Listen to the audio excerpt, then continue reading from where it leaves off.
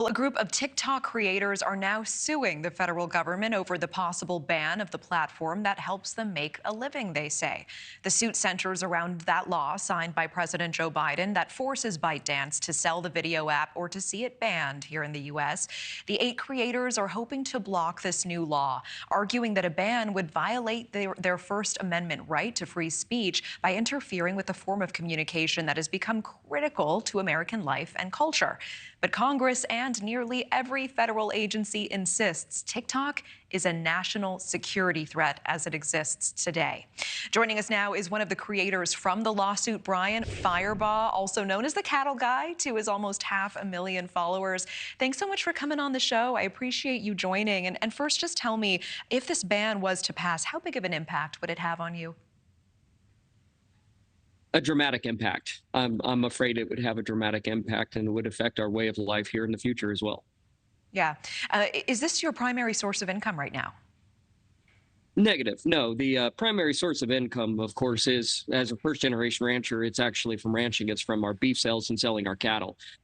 Where this actually comes into play is the fact that TikTok is such a huge marketing platform for us, and 99% to 100% of our customers are directly coming from that app. So if you were to take it away, you're basically wiping out my entire customer base, my ability to speak with them. Understood. Okay, so this is about marketing and about being able to reach these potential customers. Tell me more about this, because the government has been insistent that this is a national security threat. Why not push for ByteDance to sell instead of the government not to ban it? Well, the first thing is they say that it's a national security threat. If that was the case, why do we have the leader of the free world on TikTok? His whole campaign is advertising on TikTok, and he's very active on TikTok. And so I don't believe for one instance that it is a national threat. Otherwise, they would provide some type of proof to show as such, because if they did, I'm pretty sure you'd have most Americans standing up and saying, absolutely, let's go ahead and ban this. But they have not shown a shred of evidence to show that this is actually happening. Instead, they didn't want it to happen, and so TikTok invested over $2 billion in Project Texas to bring all of America's data right over here into the United States and house it over here on American servers. Yet they're still saying it's a national security threat, and I don't believe that. Unless you show me the evidence, I don't believe that. I believe this is a political football. Does it bother you at all that ByteDance is more willing to let this app be banned in the U.S. than to just sell it to an American company? I'll be honest, I've had, when I was in grade school, I had bullies that would come up to me and they would demand, they'd say, hey, give me the money out of your wallet. And absolutely not. I would go down absolutely fighting. As a matter of fact, I'd rather give it to someone else than give it to the bullies. How is this any different? Okay.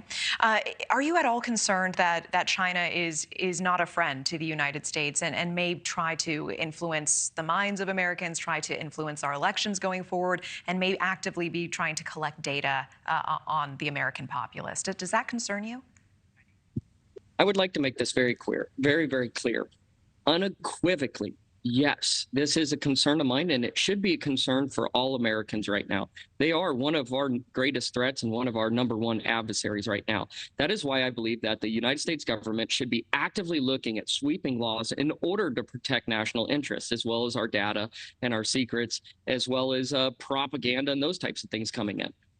Just going after one app that 170 million Americans are actively using on a daily basis and 70 million small business are using in order to, let's face it, to be successful in our country, I don't think is the right way to go about this. Wouldn't it be please allow me to play the devil's advocate here. I completely understand your perspective. Wouldn't that be the place to start, is to ban the app that is in the homes, in the hands of 170 million Americans? Wouldn't you expect that that's where they would begin?